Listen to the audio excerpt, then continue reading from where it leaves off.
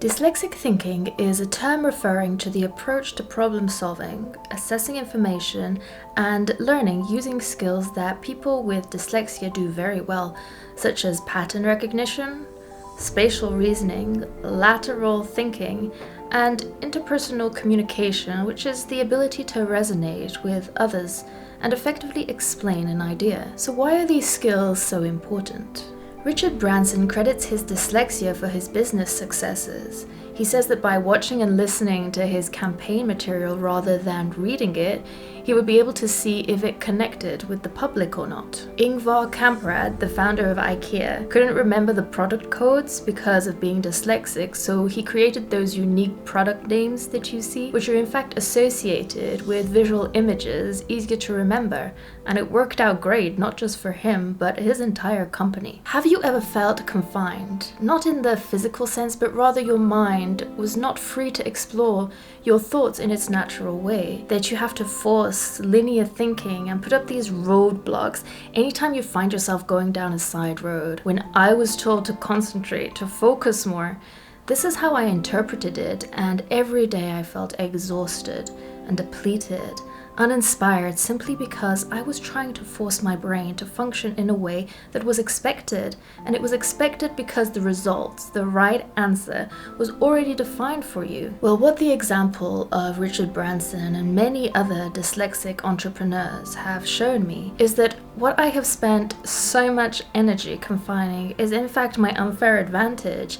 It's a skill that sets me apart, a skill that is indispensable to innovation, growth, and progress. So why is dyslexic thinking your number one skill for success? Dyslexic thinking is characterized by a unique set of skills that make individuals the perfect fit for an entrepreneurial mindset. Dyslexics can think outside the box and approach problems from different angles, which often leads to more creativity and innovative solutions. These skills, such as strong visual and spatial reasoning, excellent communication, and ability to see the bigger picture, are all qualities that make a good entrepreneur. There are so many successful entrepreneurs like Richard Branson, Ben Foss, and even Tommy Hilfiger that are dyslexic, and they use their unique abilities to their advantage to build successful businesses. They've shown us that having a learning difference is not a disadvantage, but instead a valuable asset that can set us apart from others. Founder of Kinko says his ADHD and dyslexia were learning opportunities. He says that the curiosity and the distractibility helped him see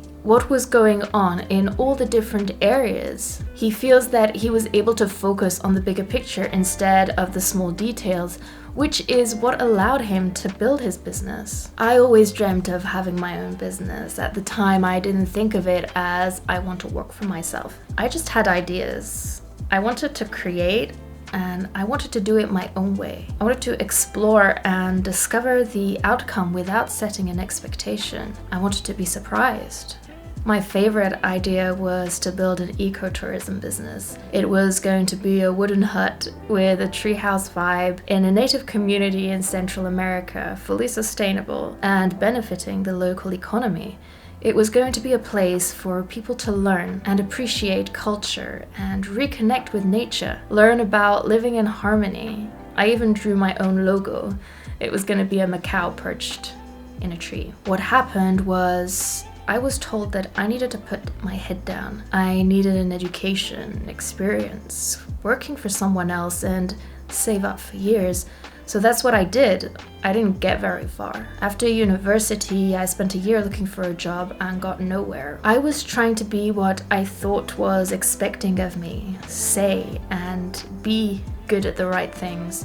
And it wasn't working. It didn't help that I had never done particularly well in school, and explaining that my strengths lay elsewhere seemed like nothing but a nice story to tell. It held no weight. I was stuck and frustrated, and this mountain that stood in front of me seemed unsurmountable, and I didn't see how my life was going to get any easier. Until the day I decided I was going to do things my own way. I've always loved problem solving and helping others, What was a problem that I could see around me that I could solve for people or myself? It wasn't about money or a viable product. Online courses had just started to become popular, and for anyone with a learning difference, this was a game changer. What I realized was that so much of it was not optimized, and I wanted to learn, and I needed it to be accessible, easy to use, and a seamless learning experience. So I started drawing up the big picture, what the outcome was going to look like. Working backwards, I made a list of all the steps that were required. I then went on to learn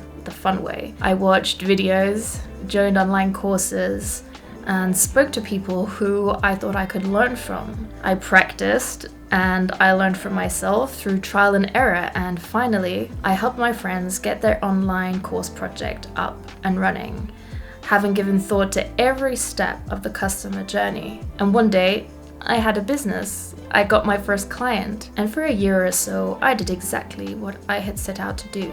It was hard, but I put my head down and kept going, just like I had always done. I eventually admitted to myself that I wasn't enjoying it. It was giving me anxiety, not because of the workload, but something I couldn't quite put my finger on. The answer to that was that I was no longer doing what I was best at. I was no longer creating, working towards the bigger picture, and solving a problem without a known outcome. Though I had my own business, I was an independent employee. Looking back at my story, the moments where I was most excited and passionate was when I was thinking out of the box, when I was being creative, looking at the world from a different angle, visualizing the big picture, creating connections between the situation, the physical, and the personal.